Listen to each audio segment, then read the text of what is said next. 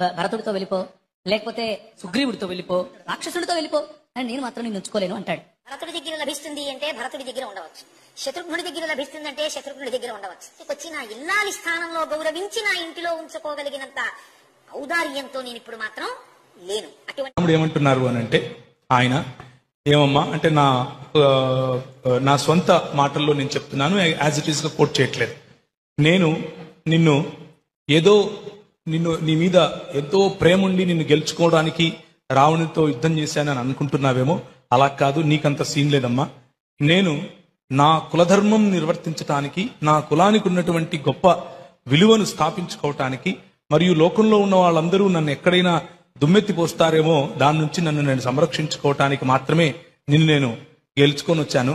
కాబట్టి ఏమి నువ్వు కావాలంటే లక్ష్మణుడితో వెళ్ళిపో, లేకపోతే భరతుడితో వెళ్ళిపో, లేకపోతే దాన్ని ఏమంటారు సుగ్రీవుడితో వెళ్ళిపో. అంటే సుగ్రీవుడు ఒక జంతువు కదా, ఒక వానరుడు, మనిషి కాదు, వాడితో వెళ్ళిపో. ఇంకా అది కూడా కాదంటే విభీషణుడు రాక్షసుడితో వెళ్ళిపో, అని నేను మాత్రం నిన్ను ఉంచుకోలేను అంటాడు. అది స్త్రీ పట్ల ఉన్నటువంటి దేవుడికి మర్యాద పురుషోత్తరం శ్రీ రామ్జీ లల్లా విరాజ్మాన్ ఉన్నటువంటి మనసు స్త్రీల పట్ల.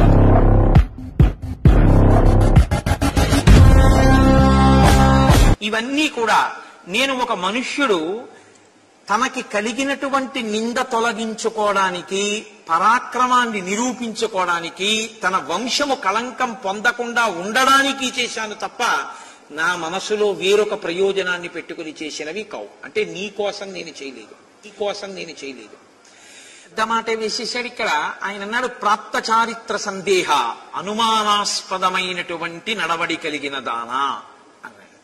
ఆయన అన్నాడు, సీత, ఇప్పుడు నీకు ఉన్నటువంటి కష్టం నుంచి నువ్వు విడుదల పొందావు, రావణుని భయం నీకు లేదు. కాబట్టి ఇప్పుడు నువ్వు దశ దిశలలో నీవు ఎక్కడ సంతోషంగా ఉంటాననుకుంటావో అక్కడికి నువ్వు వెళ్ళవచ్చు.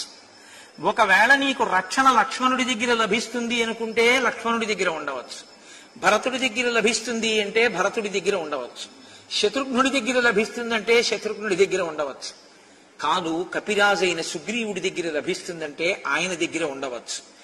కానీ రావణాసురుడు బలవంతంగా తన చేతితో పట్టుకుని పైకెత్తి తొడ మీద కూర్చోపెట్టుకుని చాలా దగ్గరగా నిన్ను పట్టుకుని కామమోహితమైన కన్నులతో చూసినటువంటి నిన్ను మళ్లీ తీసుకొచ్చి నా ఇల్లాలి స్థానంలో గౌరవించి నా ఇంటిలో ఉంచుకోగలిగినంత ఔదార్యంతో నేనిప్పుడు మాత్రం లేను. అటువంటి స్థితి కుదరదు. కాబట్టి నీవు రక్షణ ఎక్కడ పొందుతావో అక్కడికి నువ్వు వెళ్ళవచ్చు.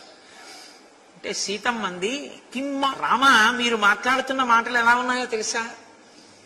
అసలు ధర్మశాస్త్రము ప్రవర్తన ఏమీ తెలియనటువంటి అత్యంత చౌకబారు ప్రవర్తన కలిగినటువంటి ఒక స్త్రీని అంత చౌకబారుతనం ఉన్న ఒక పురుషుడు మాట్లాడితే ఎలా ఉంటుందో అలా ఉంది తప్ప ఇది రాముడు సీతతో మాట్లాడే మాటల్లా లేవు.